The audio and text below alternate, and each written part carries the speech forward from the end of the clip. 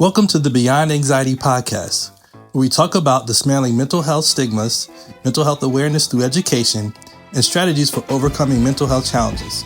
I'm your host, Darius Fennell, and I'm a mental health and therapy advocate, published author, speaker, and coach. I'm so glad you decided to tune in and listen, and I'm so excited to get into this next episode. Welcome, and please like, subscribe, follow, comment, and enjoy. All right, and welcome back to another episode of the Beyond Anxiety podcast. I'm your host, Darius Fennell, and I have a special guest with me today. Also, Happy New Year. It's actually January 1st, and so glad you decided to tune in and listen. As you all know, I am heavy into mental health advocacy, and I love to bring on guests who share that same passion. I met this young lady a few years ago, and I am so honored that I did because she is a published author, speaker, podcast host herself, and founder of the Helpful Living magazine. Please welcome to the show, Jamie Rockymore-Bess. Hi, thank you so much for having me, Darius. I really appreciate it. And Happy New Year to you too. Happy New Year, and thank you for being on the show. I had, as I mentioned before, the pleasure of meeting you years ago as I was starting my advocacy journey and trying to write. And you were actually one of the first persons that I reached out to. And I was like, you know what, if you could just give me some feedback on this thing I wrote, you were like, oh no, I want to use this. I was like, oh wait, I wasn't expecting it. I just wanted like a quick critique because, you know, this is what you do and I'm new to this. And next thing you know, that was the door opening to really being more public about my story. So I want to personally say thank you for that. Before we even get into the show, it has been a pleasure and honor to be featured and to come out of my introverted shell and really push forward the work and be visibly seen and standing up for people who look like me. That here's an example of someone who's been through stuff and has gone and done the work and is doing the work because it never ends, right? But I agree. you provided a platform for me to do that. And I just wanted to give honor and thanks for that. But it's not about me. Today's about you. So please tell me a little bit about yourself and how you came into mental health advocacy. I believe your background is in psychology and a couple of other things that you've done in your work experience. Please hand the mic over to you and let us know who you are. Sure.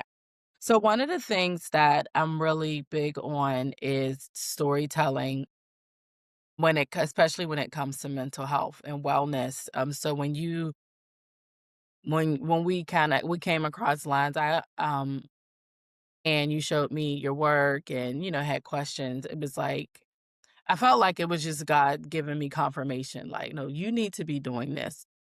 Hmm.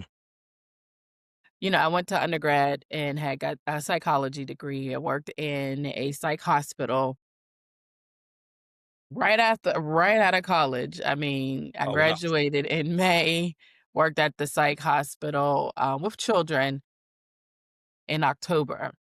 And so I relocated. I'm originally from Pittsburgh, Pennsylvania, relocated to Maryland. I'm right outside of Baltimore. And I was always into like why people did the things that they do. But it wasn't until I got into the field when I realized there's so many things in mental health. So, outside of being a psychiatrist and a therapist, those roles are important, but there's also all these other things, all these other roles that kind of comes together as a team and helps people. And so I always pay homage to people who are frontliners, who work at hospitals, who are working with people with ADLs, helping them with their coping skills, helping them identify what those are. And just to give some context, the hospital I worked at was a psych hospital. So people were either just now, like they, for the first time ever, even experienced mental health challenges. They didn't even know what was going on. The hospital I worked at that time didn't have an ER, so they would always come from a different hospital. Okay. So it was It was a lot of challenges in the beginning because typically in some folks, you would hear the story, they would say, "Oh, the hospital didn't say I was coming here," or, it would just be a lot of confusion. Okay. And I noticed when I was in that space, there was always confusion because mental health wasn't widely talked about. We're talking pre-COVID here. So a lot Oh, of people weren't, yeah. "Go get me my therapist." They're like, "I don't even know what that is. I don't even want people knowing I have one. I don't even want to take this medicine." So I realized with there being so much confusion and people being hesitant with treatment, not accepting it, I said, this is a problem. This is a problem. And I wanted to create something to where people can get information without feeling like they have to buy into something. Well, of course, the magazine is where I, came up with the idea. If someone came into the hospital and found out that they had bipolar, Hmm. they focusing on like, what is that? Or even trying to accept it, let Right. alone, oh, you need to take the meds, go to this program and do X, Y, and Z. And yes, I would encourage that, but there's still a lot of noise about it, right? There's still a lot of, not noise, still a lot of uncertainty about, well, what is that? What does that mean? And some of these programs, most of them are voluntary. So they have Mm. to be willing to go and want to do the work. So that's what I said. You know what? There needs to be some education material in between, spaces where people can, one, learn about it. And that's where I had like clinical articles where people can hear about it and read about it with people with lived experience. So that's another avenue in the magazine. And then there's entrepreneurs who have programs, support, whatever that looks like. They have those at that avenue so people can engage in. And so to answer all of that, I started it because I saw that there was a need and there was a lack of education, and a lack of representation when it came to mental health, and so I wanted to close that gap. Oh my gosh. And it is doing it. And the other aspect that I'd have to say is just through the articles, I've had a chance to actually meet and connect with people who Mhm. also wrote articles in the magazine, and we've done collaborations, later on. So you recognize somebody, you're like, man, I've seen you. So, oh yeah, you're from the Helpful Living magazine. And then, so, next thing you know, you guys are like friends. So that has been great. What I want to ask you now is about the slogan of your magazine. And I think that was what made me say, yeah, this is the right place to be writing. And anytime I would come up with ideas, I wanted to fit around that theme. But how did you come up with it? And Also, the slogan, "Ending the stigma one issue at a time." I love it. It just came, I don't wanna say it just came out of nowhere. When I knew I wanted to do a magazine, a guy once told me, like, "Well, you have to give it a name," and then and again, this was before COVID. So, he's like, "Don't put, like, mental health in it because it could be, it can not be distasteful, but it's like people will see it and be like, 'Oh, I don't have that problem, so I'm Right. not, Yep. I'm not even Yep. gonna engage in that.'"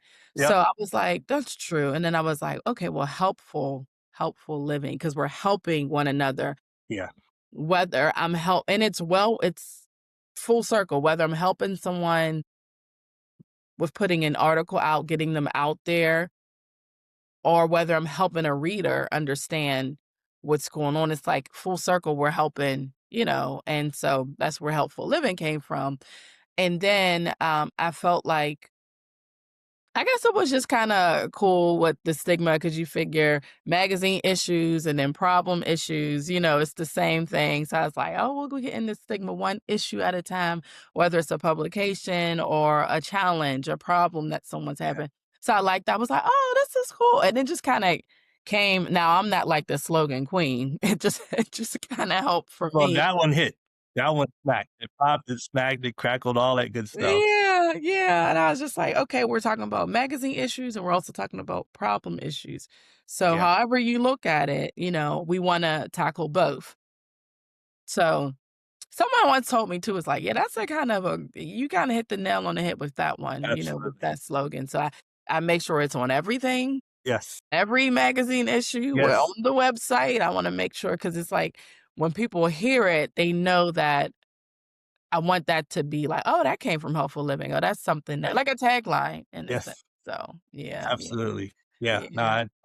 I love it, and it has such a diverse amount of content and the different backgrounds that people come from, the different stories that people go through, as well as like the tools and strategies that folks come up with when you're in a dark place and you're starting to learn, especially with the help of a therapist, like what types of things work for you.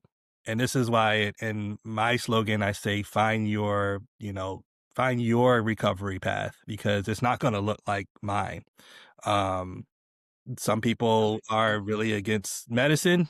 I was like that in the beginning, but once I realized what I was doing wasn't working, I was like, all right, I'm willing to humble myself and say, okay, I'm going to try some things and go into some uncharted territories in Mm-hmm. order to, really walk this recovery path and Mm-hmm. admit that I don't know what I'm doing and I can't Mm-hmm. fix myself. So that was a big part of it. But perfect segue into stigmas was, and this is another, definition that I give for stigmas is a mark of disgrace, but in particular, if it makes you appear as if you're weak, lazy, or crazy, folks tend to want to shy away from things. And in particular, therapy, especially pre-COVID, was kind of, like that.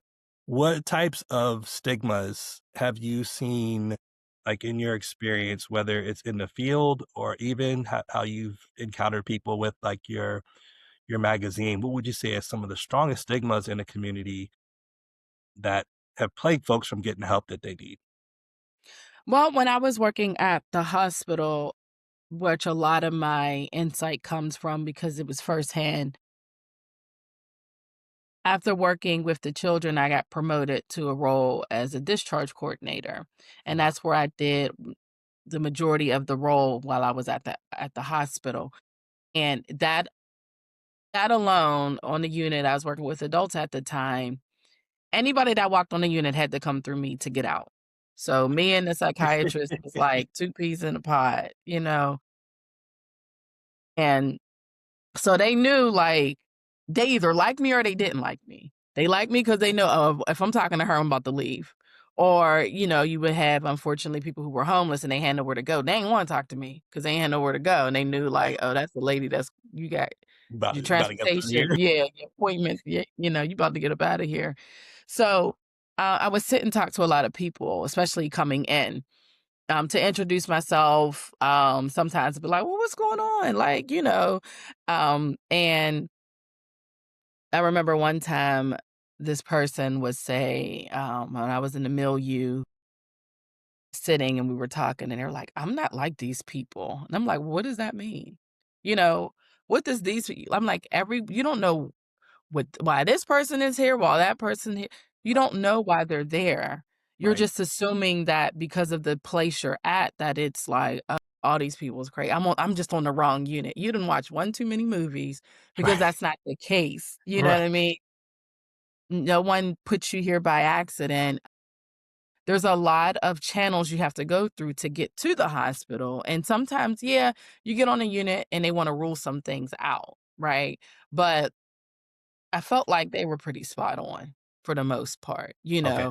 Um, and not everybody that came in a unit needed therapy. But that was one. I mean, not therapy. Not everyone that came in a unit needed medicine, but Okay. they still needed, the coping skills, the Yep. the awareness, the tools. So that was one of the main things is like, I'm not crazy. I'm just like, but what's crazy? Like, how do we define what crazy is? So that Right. was one of the stigmas that I would hear a lot. I'm not like them. I'm not crazy. The other thing it really wasn't like a saying. It was more of like just their reaction. It was just like, I don't want nobody to know I'm here. It was just like the perception they would receive whenever they would go back to work or go like, the hospital even had return to works with no letterhead and then one with a letterhead, and everyone always wanted the one that Yeah. had no letterhead, you know? It had a doctor's signature, and it had very generic information. Yeah. So, it was more just the people's reaction, and then another time, when I first started working there, um, gosh, this was a minute ago. When when you start working at a job and they haven't done a direct deposit yet, so you take the check to the bank. I Mhm. feel like that's like dinosaur age now, but Oh, wow. when I went to the bank and deposit my check, of course, you see where the person works at, and the lady at the teller was like, "Oh my gosh, how do you work there?" So it's like the perception of everyone who only heard of the place, Yep. or don't end up at such and such Right. place. It's like, it's not that bad, y'all. Like, I don't know if I'm immune to it, but it's like, Yeah. no one ever says that about a somatic hospital. Yep. No one ever says that when, you're getting other treatment outside of mental health. And so I think that also kind of disturbs me a little bit. But I feel like we're like in between. There's people who, you know, are for it. They will give you day therapists. They would, Yep. and then there's some people that's just like that won't do that. But I feel like it's a generational thing. I don't know. Yeah. Absolutely. Yeah. Yeah. Because the younger folks under us, under younger generation, they'll pull up in a minute and talk about their problems. Yeah. Yeah. Nah, I mean, I'm Gen X, and yeah, I remember seeing I think it was either a video or a meme, and the child tells his mom, "Hey, mom, I'm depressed," and she goes, "You better go in there and depress them dishes," because it just wasn't something that we talked about, or especially from being a man, it was like, well, you better like toughen up, man up, and work it out because we don't do that here. So Yeah. just the idea of going to see somebody for that would, for me, years ago, meant that, man, you're weak. The Yeah. truth was, I was weak and I needed help, I needed support, but in the back of my head, I was like, you know what? Number one is unfamiliar. Number two, there's a stigma. And number three, what I've used so far in my life has always worked, which was push the clutch in, find another gear, and just take it to another level. But everybody has that kind of threshold, that line where your body's like, you've gotten away with this for decades, and I got something for you now. So Yeah. they give you hints. Been trying to throw you little things here and there. You notice them, you ignore them, you hit the override button, and now we got something that's gonna lay you down and make you contemplate things for what I thought was gonna be a month, but Right. turned out to be 4 years, right? Yeah. After a week stay at the hospital and getting 1,000 tests run, and they can't find nothing. I'm like, "You gotta be kidding me." And it Yeah. was at that point. It took all that for me to go through that crisis mode to where I was like, "Okay." They ruled out everything. My heart's fine, even though it's beating all over the place. There's no other stuff showing up in my blood work and any other thing that they decided to do. Everything else is fine. And they're like, well, sir, we just think you had a panic attack. Try to take it easy. And they sent me home. I was like, okay, but I'm leaving the way I came in. So, all right, let me go ahead and get this therapy thing going and, kind of go down this uncharted territory. So that's my story, how I kinda came into all this stuff. I was officially diagnosed with generalized anxiety disorder, panic disorder, and depression, which I pretty much had all my life, but there was no label for it, and I just learned how to either leverage it, turn it into fuel, or ignore it. And you can only do that for so long, that's not sustainable. Yeah. But you share some of the things that you've possibly been through that also has connected you with mental health and the journey of healing, recovery, and even therapy. Yeah. So I think one of the perks of working at the hospital was that you pick up on things and you have conversations and you hear things and you apply them to your life. So I think it saved me in so many ways. Mm, I feel like, at least for me, that transition from college to whenever you start making money, I can't really put a time on it, Mhm. but it's such a rough period. You come Yeah. out of college, you know, you're either going back home, which I went home for a couple months, but I knew I wasn't gonna stay there. Right. And then I relocated to Maryland. Okay. Living on my own, when I first moved down here, I moved down here with a friend. She's still here, actually. She has her own family, of course, but, you know, we don't live together anymore, but we moved down here together. When I first got here when I first got to Maryland, I had a job, but when I came and moved, they were like, "Oh, our census is low. We really don't have any work for you." And I'm like, "What?" Like, I had a rent at that time. Our rent I was Oh, like, I gotta pay half my rent." You know what I mean? Like, right. this I can't go back home. Yeah. So, that was one challenge for me. I figured it out though. I just I still had a job in Pittsburgh, so I went home, worked, came back. By the time that happened, to make a long story short, that's where I ended up finding employment at the hospital, at the psych hospital. Okay. But while working there, me and my friend, we stayed together for a year, then we split.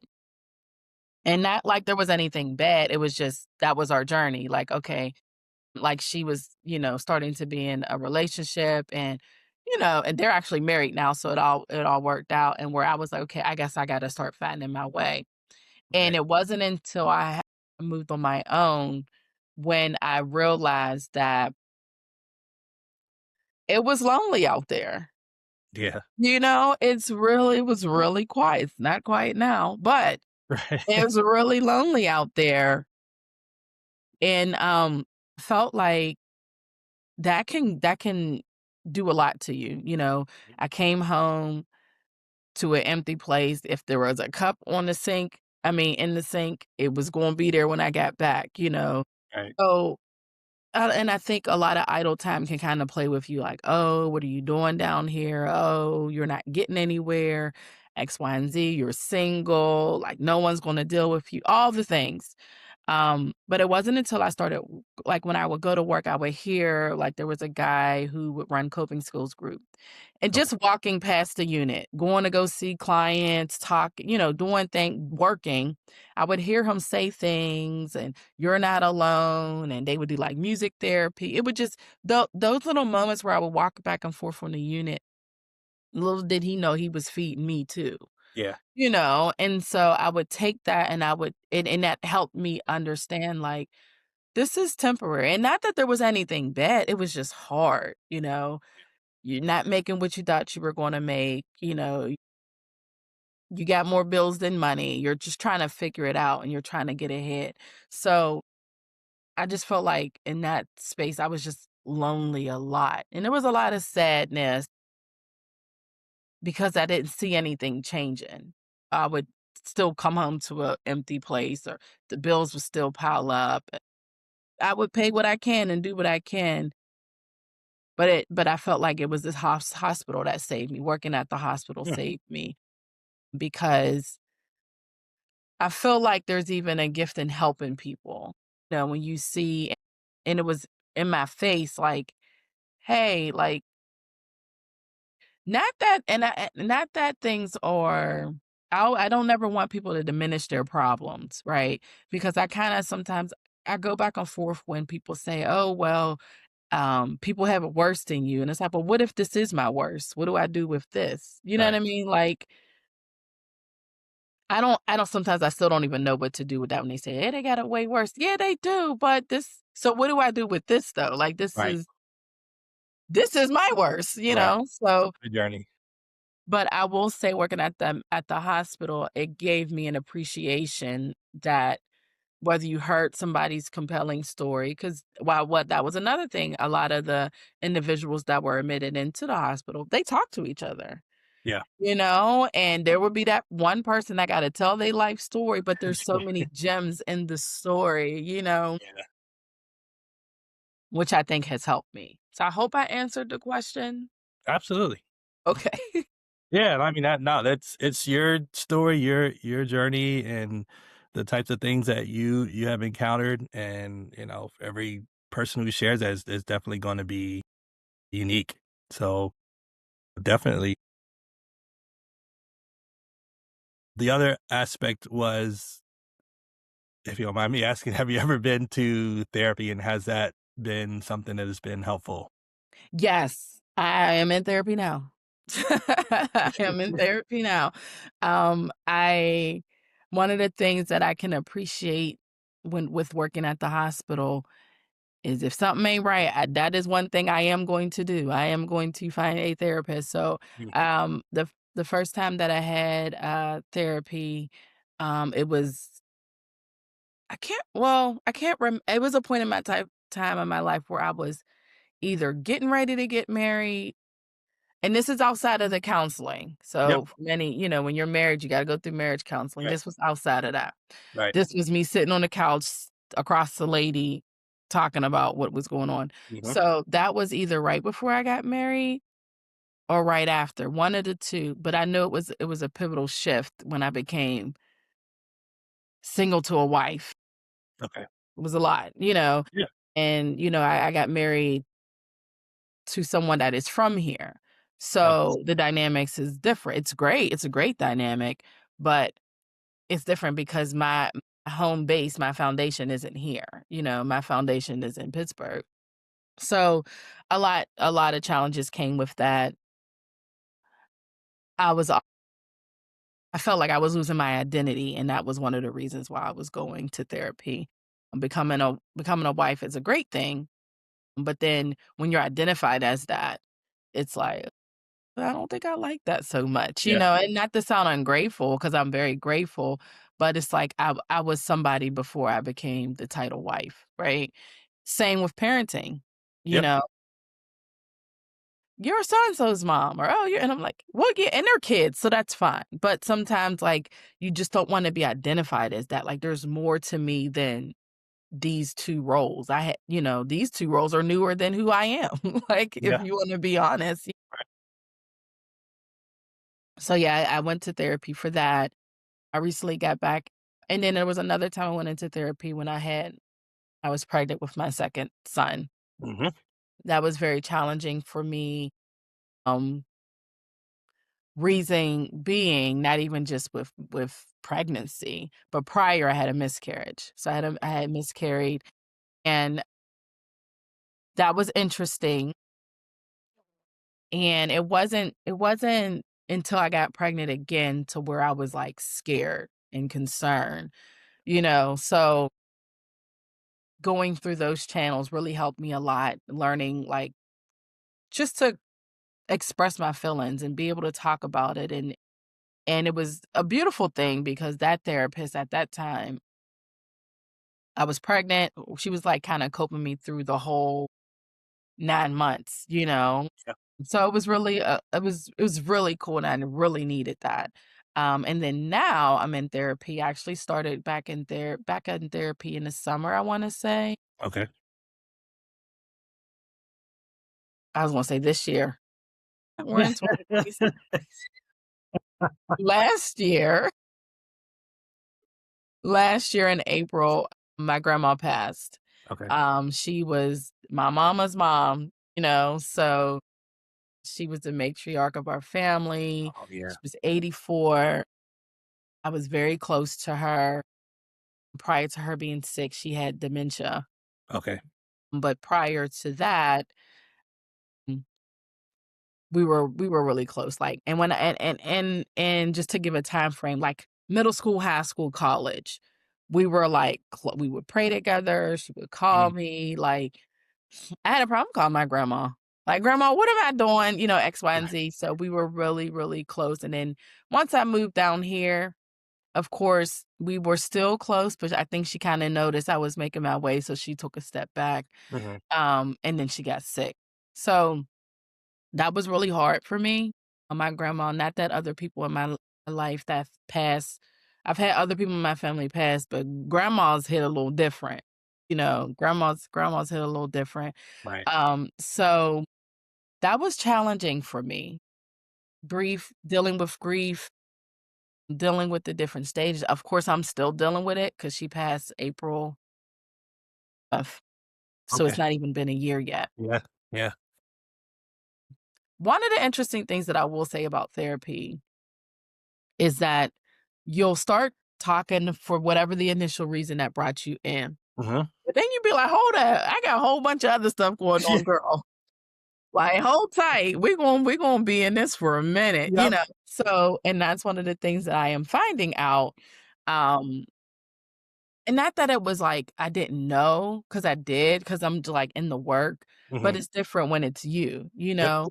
So, but the beauty of it is I'm comfortable because I know like this is the process. Right. So, you know, originally, like now, even in therapy now, it's like I don't even talk about grief. I talk about totally other different Yeah. things, you know, that's been going on, but it's a great thing. And I think that's the beauty of therapy. You know, it's just, it sometimes you don't even know where to start, and it's just like, "Well, let's just talk about today. How's your day going?" You Yes. know, and then once you get to going, Yeah. then you like, "Oh, I only got 2 minutes left." Oh my gosh. Listen, I know the person after me would be mad because I would squeeze out as I mean, it's selfish, but I squeeze out as much as I could. And my neighbors would be like, look, I got another person that needs to come. And I'm like, all right, but one more thing I got to tell you. Right, Right. right. I'm like, "You're definitely gonna be going over with me." So you when you schedule that next client, you might wanna You give, like, laugh. a 30-minute buffer. Yep. Or make me last. I think that's what we ended up doing was like I was the last person today, so then I could run over. But then I'm keeping her from her dinner, you know. So like you have to be hungry because I got stuff I've been holding for 20, 30 years now. Um, and let me ask you about this. And first of all, just wanted my condolences for your losses. Oh, thank you. Um, did not want to miss the opportunity to acknowledge that part and the difficulty that you know have experienced because of that. But also my um, happiness for you recognizing the need to get the help that you needed. I want to say Yeah. that's a key part because I overlooked that when we had a uh, stillbirth back in Mhm. 2017, and that for me was the beginning of the end. I didn't know it at the time, but Yeah, I had a therapist right there. All I had to do was hit the button and select the time, and I was like, "Nope, not gonna do it." yeah. So then when all hell broke loose and my body fell apart and my mind just started ruminating on everything under the sun, that same person that I should have clicked the button for was the person I end up going to see anyway, right? But I feel like I wanted to recognize those aspects of where you had an awareness of the impact of what was happening, the impact of the moment, the meaningless these folks have had in your life, and then Mhm. recognizing that this will be a grief period to go through, but also it's another opportunity to talk about other things, which is another segue I want to get into journaling because you mentioned that you look up and it's like 2 minutes to go. You're like, oh man, I gotta wait till next time. So I started coming there with my journal and I'm like, all right, I know we're gonna talk about a lot of stuff, but these 4 bullets, Nice. make sure I don't walk out of here like, oh, I forgot to. Nope, it's right there in the journal, and boom, there it is. And that became really the though my obviously anybody who's licensed is a professional. They know how to kind of recognize pace that's necessary and all that stuff. But I was pretty much allowed to kind of drive the things that I wanted to speak on. But it would have been very difficult without journaling. So could you share with us if you journal and if you do, how that has been helpful, not just in therapy, but in your mental health journey in general? Yeah, I do. I journal a lot. I've journaled since a kid. I used to have the diary with the lock. Yes, yes. I've journaled yeah, I've journaled a long time. I feel like that just is a part of me now. So much that I even have a me time journal um that I've created that also is like one of our self-care products on the website. Yes, So, yes. yeah, and so I journal in many different ways. Sometimes I'll journal like planning, like what I'm doing the next day, and like jotting down my feelings in lieu of that. Mm. I would journal. Like there is this technique where you would journal every day at the same time, no matter what. And however you're feeling, you write those feelings down. So you don't Okay. really necessarily talk about your day. You just talk about how you're feeling at that moment. That Okay. was a cool technique. I had done that for a while. Mhm. Um, but I do know there's the beauty of putting pen to paper Yes. and sometimes it's like typing it now that we have laptops and all that. And then there's even like the voice, use a Yes. recorder and just kind of talk about like whatever is going on, but there's something about getting it out of your Yes. system. And I've learned that very early. I learned that even in college. Like first year of college, they said, listen, stress ain't going nowhere. Right. Stress, and if you gonna stress about this one test, you're gonna finish that test. There's another one waiting for you. You're gonna stress about that. So I've learned that early on the things that stress can do to you Mhm. internally. So Yes. journaling was like, I'm like, oh, this I got this down pat. I could journal. I can go ahead and write down my feelings.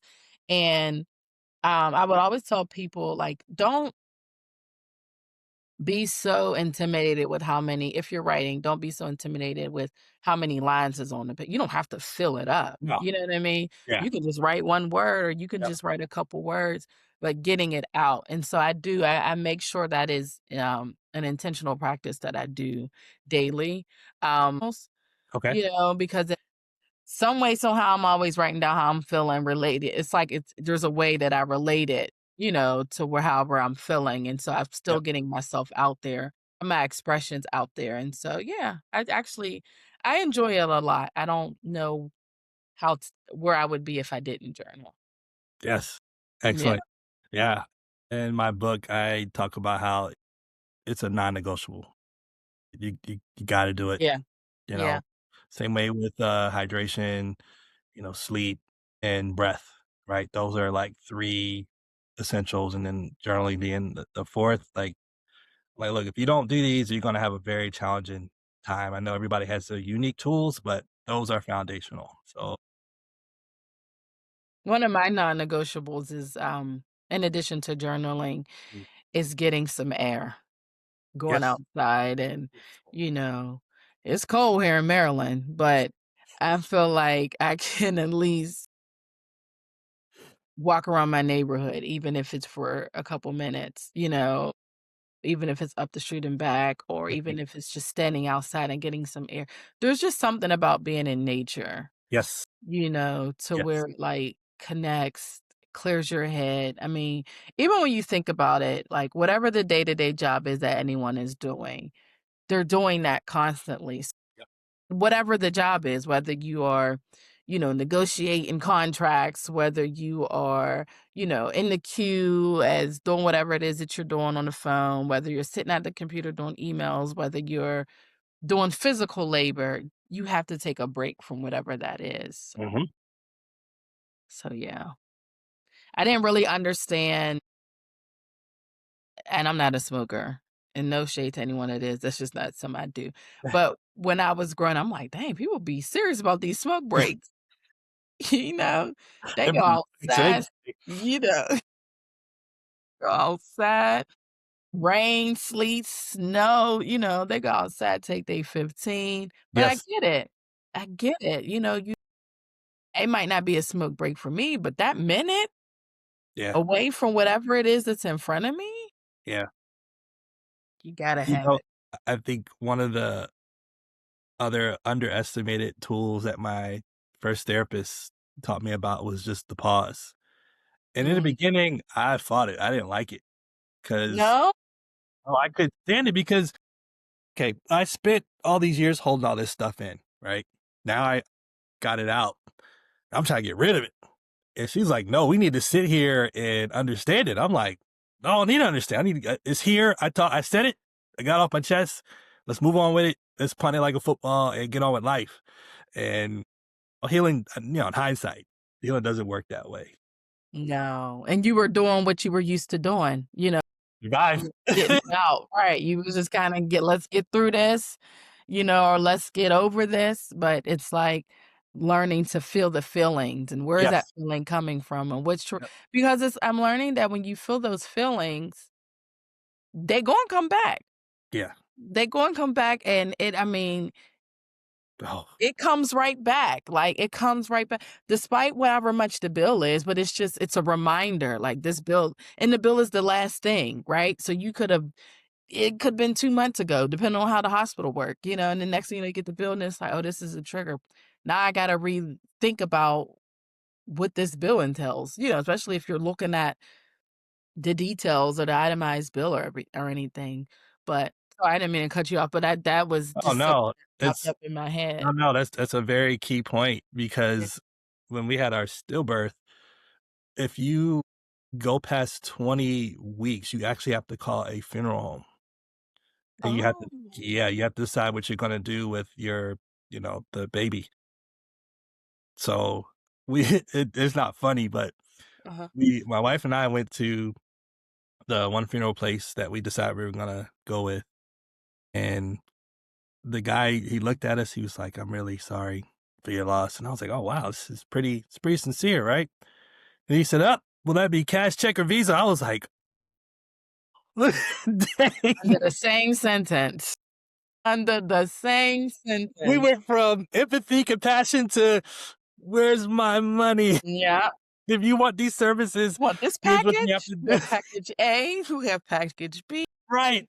And I'm like, wow, I can't believe I actually have to sit here with my spouse and think about like all these things that go into planning something like this, or however, whatever type of ceremony or outcome you decide to do.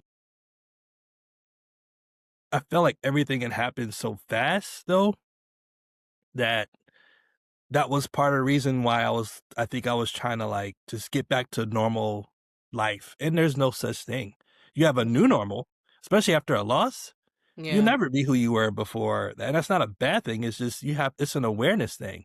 Mhm. And I like that. It I is pushed the aware. clutch in again. I was like, well, one of my favorite nursery stories is about the gingerbread man. He spent the entire, story running from everybody who was trying to eat him, you know, Yeah.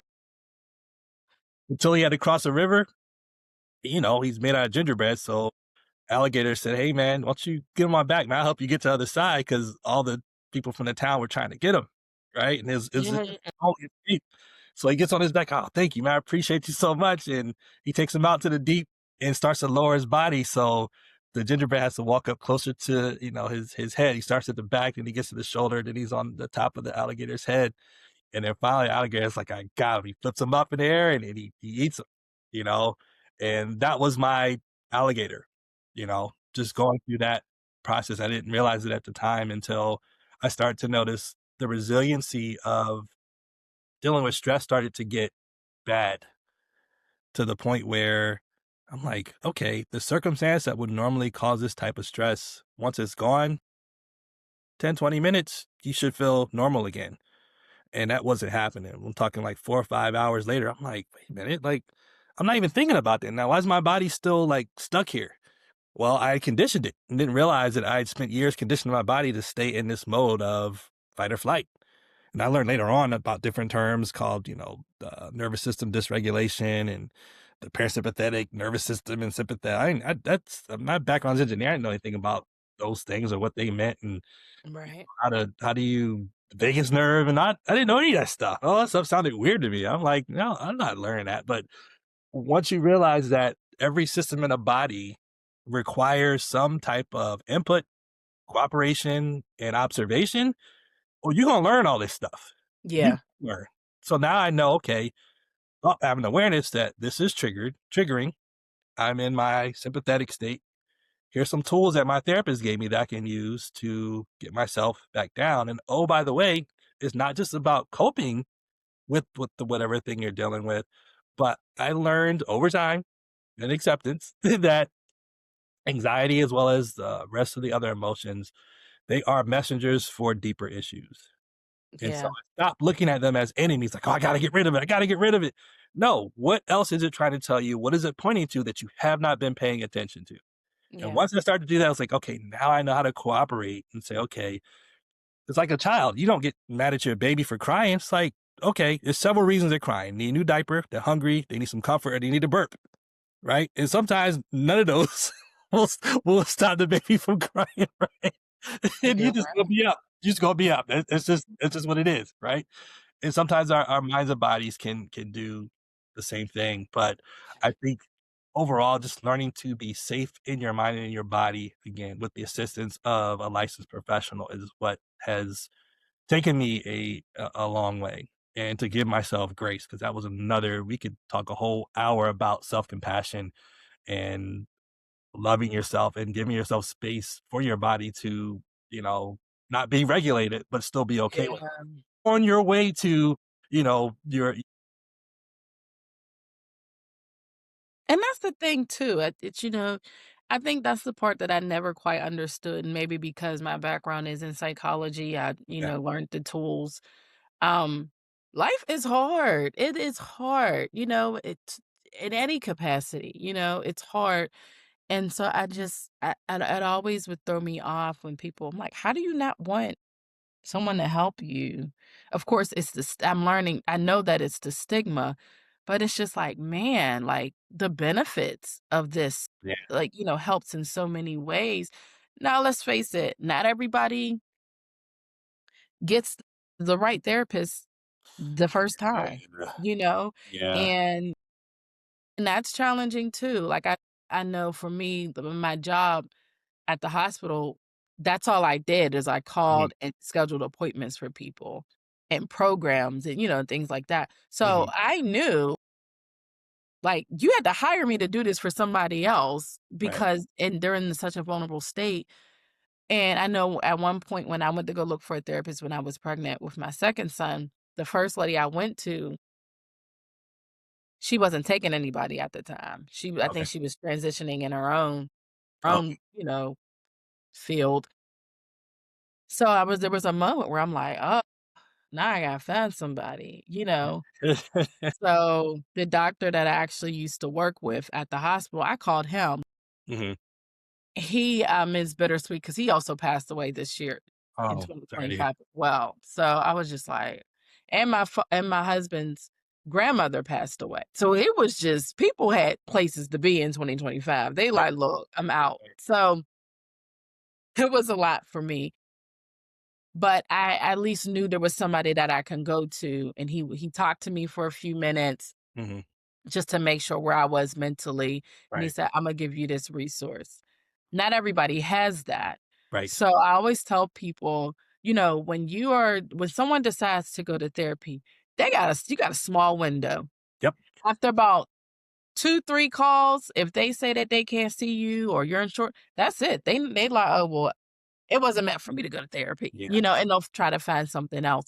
And so I definitely wanna that was another reason for the magazine too, is like mm, for people not to replace therapy, because that is not it, right. but just to let people know that there is help out there, and while you're in lieu of looking, hey, here's this resource where you can read stories and get insight and get information. Got you. Yeah, and like I said, I'm so thankful that our paths have crossed, Trust. and every time, an issue comes out, I make sure I take a picture and post it because I want others to experience the same thing that I did. And if they are an advocate like me or a licensed professional, like, consider, sharing your story or your expertise in the magazine as well, you know? So, um, Yeah. let me see. Well, I will say, in adding to that, I'm turning the magazine, well, the magazine is always gonna be a magazine, but the website is more gonna be like a media center. So my goal is Okay. to I tell people I wanna be the CNN of mental health. I want to have when you go on the website, articles after articles after articles. I wanna talk about policies, I wanna talk about people with lived experience, I wanna talk about healthcare challenges, I want it to be right in everyone's face. And I think the magazine does a beautiful job connecting the dots and allowing people to see a publication, and I think that there's so much to being published, right, in a magazine, um, but I wanna add to it, so I added the podcast, so I'm in season 3 now with that, um, and then I wanna turn it up a notch with the website. So not only is the website where you can purchase the magazine, the journal, the workbook, um but I want it to be a space where if there's some latest initiative when it comes to healthcare, I want you to be able to go to the website and be like, "Oh, so this is what's going on." You Uh, know, it's like I'm turning it up, so I'm like, if anybody is into journalism, anyone wants to write, anyone that likes talking about problems and talking mhm. about challenges, and they don't know where the space is, they can definitely reach out, and we can put their, article on the website. I also wanna make sure that anybody that's contributing, that's a consistent contributor, I'll say Okay. that. We'll have a space for them on the website where you can click on their face, go Mhm. and it'll drive you to their website so they can get traffic. Like, I want it to be a media, Right. I mean, I used to say I wanted Healthful Living to be the hub of mental health. And I'm like, "Alright, so when you gonna do it, Jamie?" So, Right. Right. here we are. Yeah.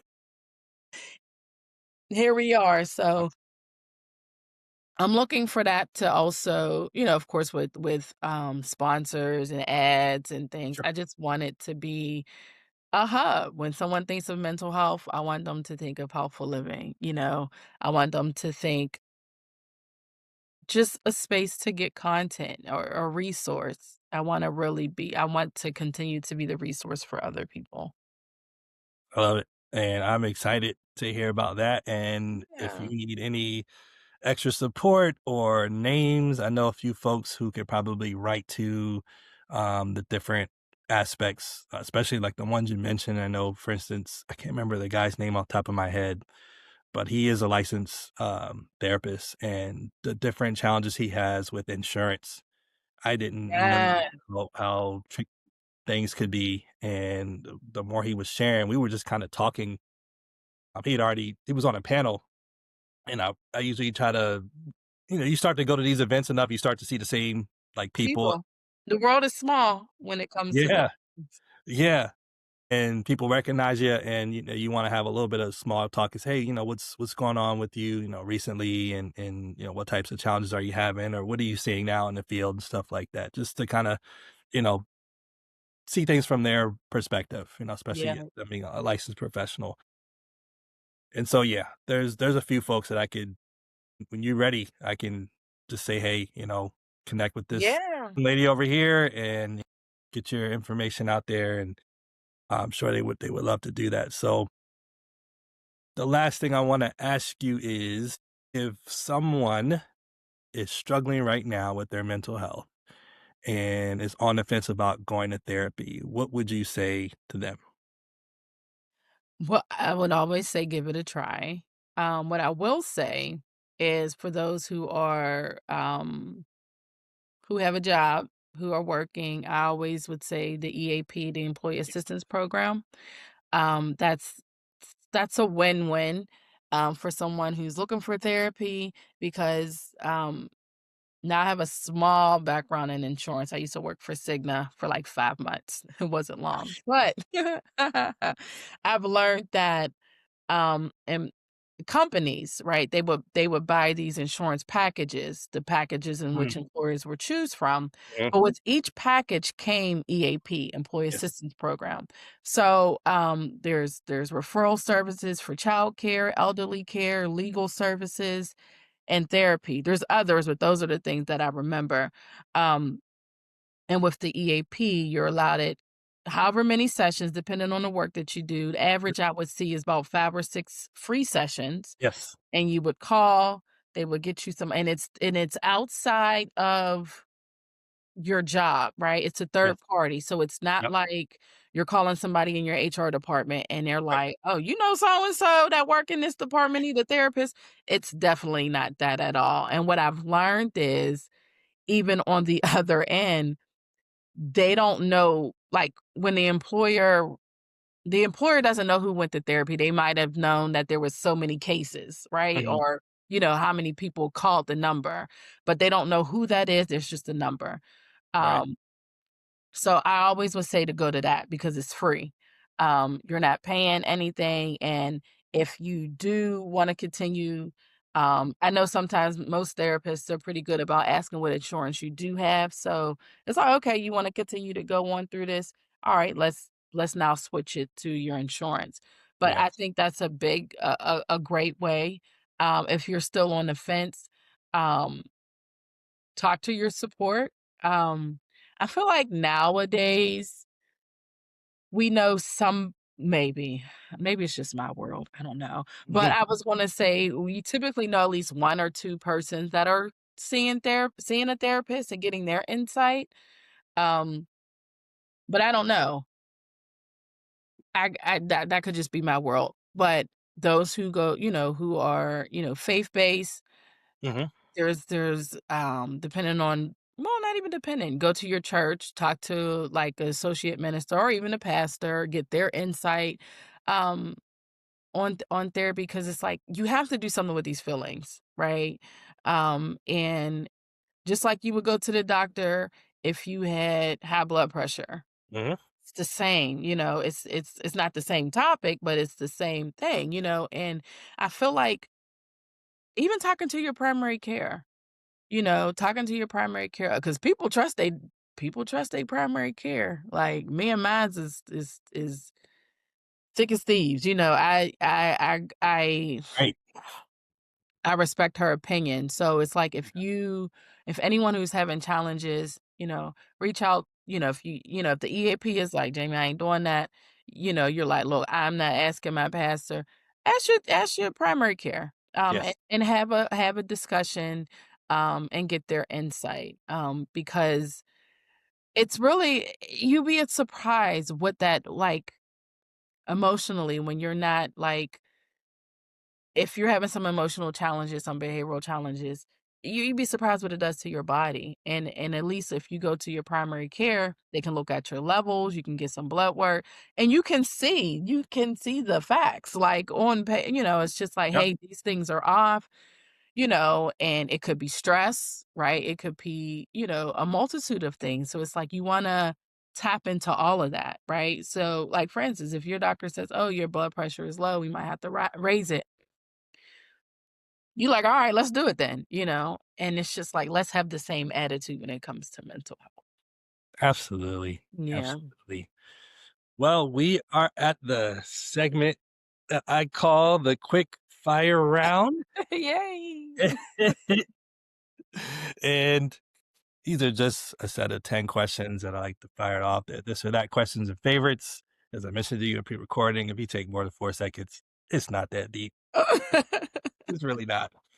So, and then after this, I will give you the final word and we will conclude the episode. But are you ready for the quick fire round? I am. I Question am. one, sunrise or sunset? Sunset. TikTok or Instagram? Instagram. Are you a listener or a talker? Listener. Do you like sweet or savory? Savory. What's your favorite ice cream flavor? Vanilla bean. Ah. Do you prefer to be the driver or the passenger? And I don't mean The metaphorically. passenger. Okay. I don't feel like driving. Is that what you meant? Like Yep. physically? Oh, okay. Yep. Apple or Android? Oh, Apple. That's what I'm talking about. Prince or Michael Jackson? Michael Jackson. You're early bird or night owl? Early bird.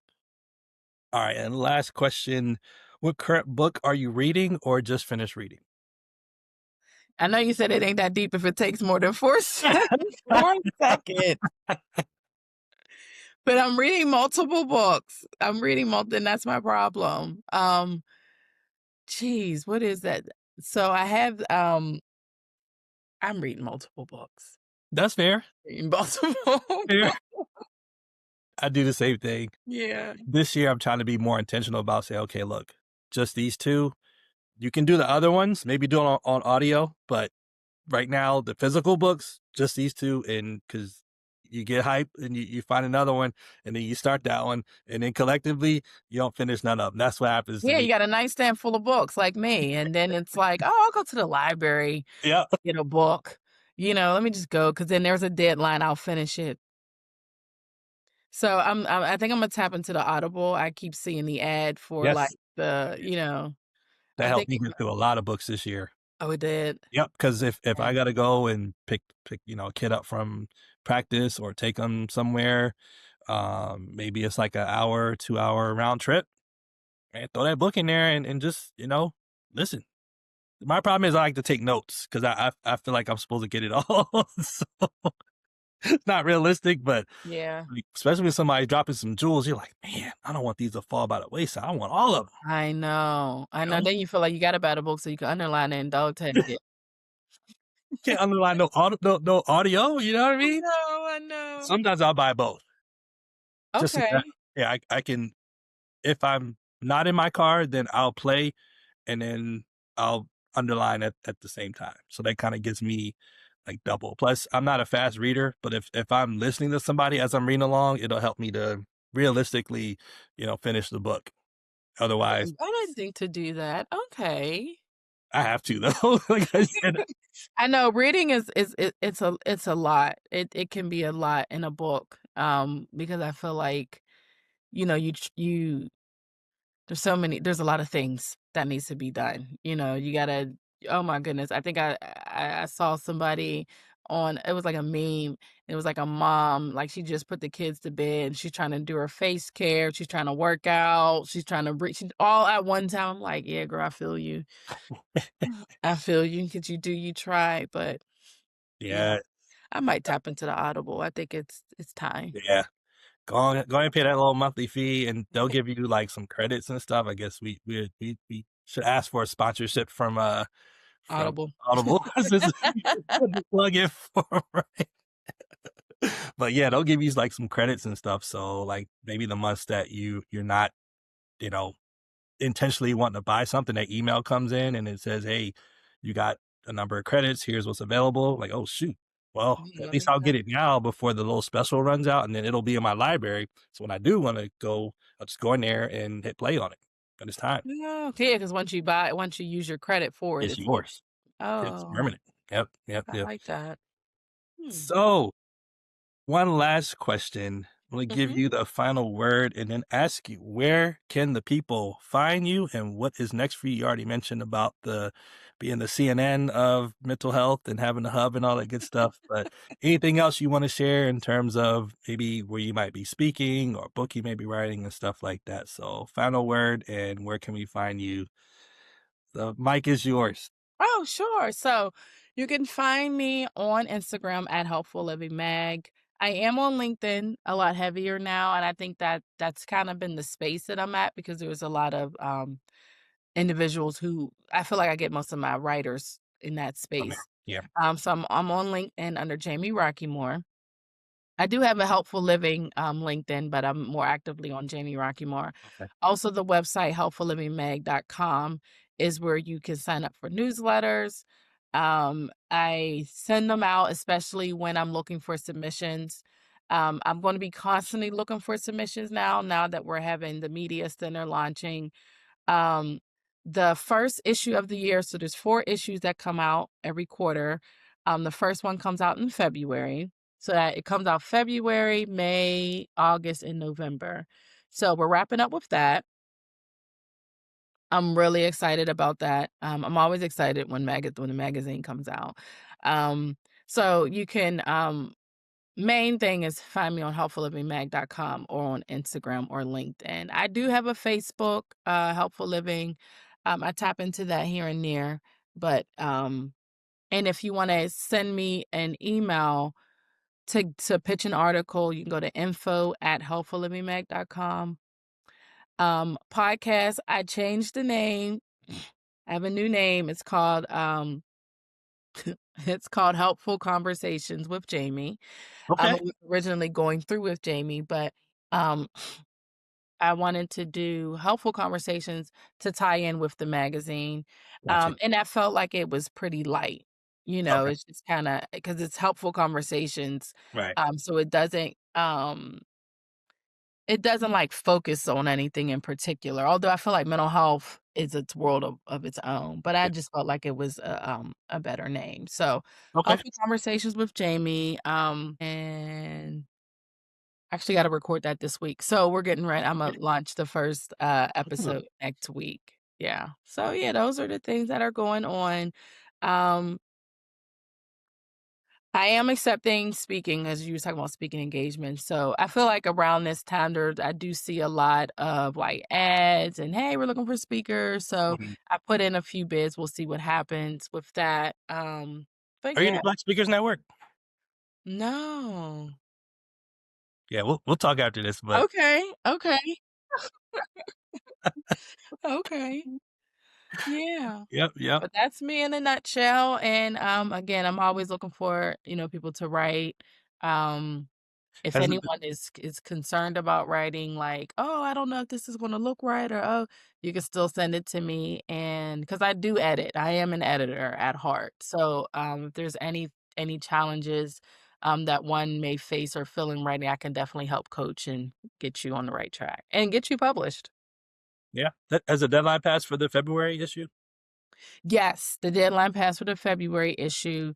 For the May issue, which will be next, that deadline is in February. So, like, Okay. the month that the magazine launches is the deadline for the following. Gotcha. Makes sense, yeah. Gotcha. Yep. But for anyone, you can pitch at and I mean, you can submit articles at any time. Because if we can't get you in the magazine, we'll probably just put you on the website. Gotcha. Mhm. Cool. Yep. All right. Well, Miss Jamie Rockymore-Bess, thank you for Thank you. being on the show. It's an absolute pleasure and honor. Like I said, like I am where I am by inspiration that has come from watching you and your Yeah. journey. And I remember when all I had was a notebook with a couple of ideas. And I have a book and my own podcast and website, Yeah, you doing it. You but doing it. you were one of the first that allowed me to be on the platform and develop the confidence and also see just, the benefits of like sharing and connecting with people and being a part of a community, like-minded people. So again, thank you for that. And thank you all the listeners for tuning in. This is an exciting 2026. And you know the slogan, find your recovery path. Till next time, take care and thank you for listening. Thank you. Bye, everyone.